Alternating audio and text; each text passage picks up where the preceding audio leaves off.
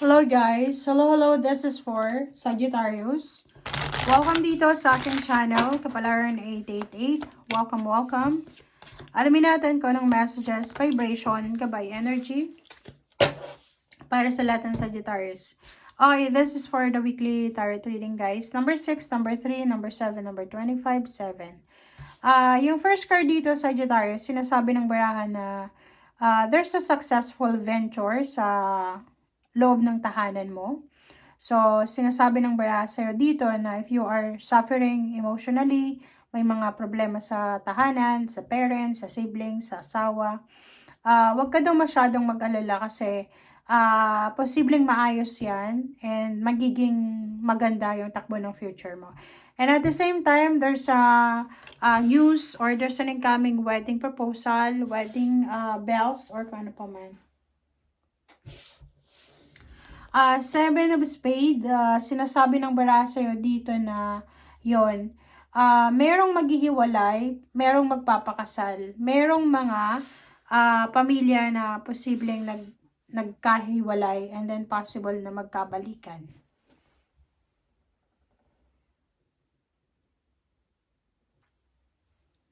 Okay.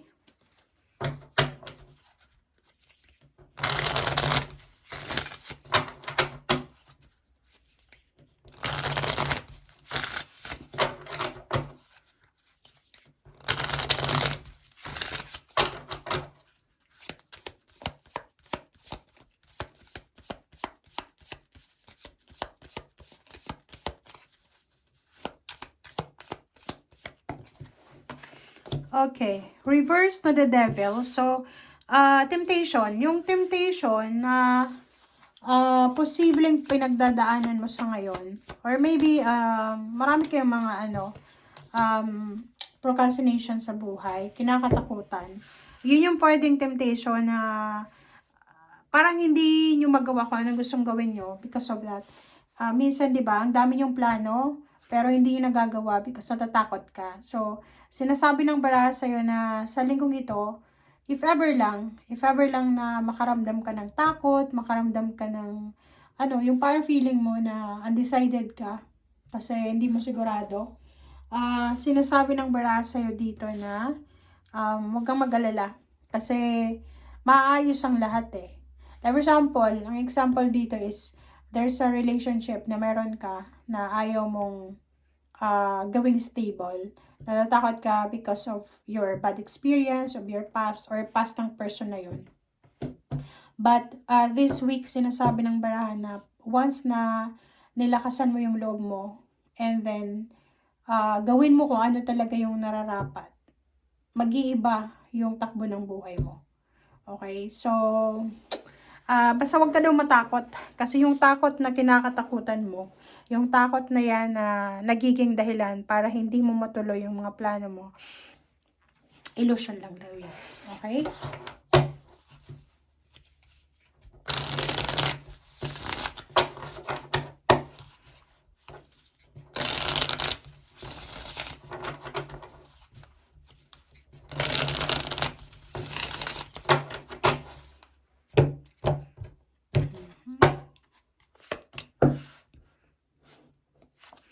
Six of Wands, Five of Pentacles, Two of Cups, and Strength. Okay.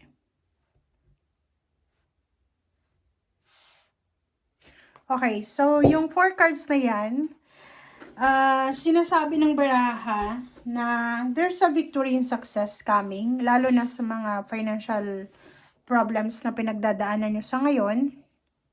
Ayan, like, halimbawa, yung problema sa pera, yun yung rason kung bakit hindi kayo nagpapakasal or hindi kayo nagpapatayo ng bahay. It's because of financial problems. Sinasabi ng baraha sa'yo na lahat daw yan, lahat ng, yun nga ito, diba? Lahat ng yan na pinagdadaanan nyo sa ngayon, it's either financial problems, emotional problems, ay posibleng maayos yan in the near future. Ang problema lang dito is there's a tendency na pwedeng may hiwalayan, there's a tendency na pwedeng i-give up yung bawat isa. So, hindi ko alam kung sino to na tao na makakasama mo in the near future. Kasi may couple dito, pwedeng mag-live-in partner, boyfriend, girlfriend, na posibleng i-give up nila yung bawat isa and na pwedeng mag-result sa hiwalayan. But sinasabi ng barahan na once na nakasurvive sila sa problems na to, magiging sobrang maayos, strong yung relationship nila sa sarili and sa pera in the near future. Okay.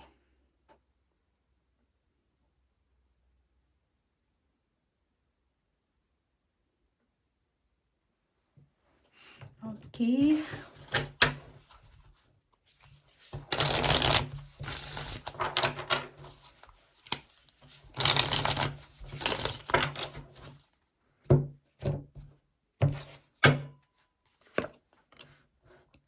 Okay, Queen of Swords, Three of Wands, Knight of Swords, the Sun. Okay, and sa ilalim mo dito, Judgment. So, yun na nga, Sagittarius, sinasabi ng baraha sa'yo na isang napaka importanteng, kumbaga, desisyon ang posibleng gagawin mo this week na yan talaga ang makakatulong sa'yo sa kaligayahan ng buhay mo. Okay, kasi yung takot, which is normal yan sa'yo na matakot ka. Like, hindi ka tulad ng iba na aggressive. But ikaw, sinasabi ng barahan na kung ano man tong hinihintay mo, like, naghihintay ka ng perfect timing, naghihintay ka na magkaroon ka ng stable na buhay, nag-aantay ka na maging masaya ka para magawa mo yung mga plano mo. Sabi ng baraha sa'yo dito, huwag kang maghintay. Kung gusto mong gawin, ngayon mismo, ngayon na. Kasi sayang daw ng oras, sayang yung energy, sayang yung timing. There's a happy moments, happy celebration na posibleng darating. Sinasabi na may isa-celebrate ka. Okay? Okay, Page of Cups. And High Priestess. Okay. So, dito sinasabi ng baraha na yon. Nakikita natin dito na may mga tao kang makikilala. Hindi naman sinasabi na this week. Within the year 2026. Sinasabi ng baraha na may makikilala ka. And yung mga taong yan ay matutulungan ka nila para makarecover ka sa kung ano man na pinagdaanan mo or pinagdadaanan mo sa relationship or sa family life or sa pera. Hard-earned success. Sinasabi ng baraha, meron dito na Sagittarius na medyo nag-worry or nanghihinayang ka sa ginawa mo na effort. Like for example, together kayo ng kalibin mo ng 10 years and then nag-iisip ka na sayang yung oras na pakikipag-live-in mo sa kanya tapos naghiwalay lang kayo. Sa barang to, sinasabi na everything happens for a reason. Lalo na sa pera, walang nasasayang. Ibig sabihin yan, pera man or trabaho, negosyo, lahat ng nangyayari ay nakatadhana yan. So, kung sumusunod ka lang sa flow of life, hayaan mo lang ang universe na gawin kung ano yung para sa'yo. Okay? Thank you guys. Bye!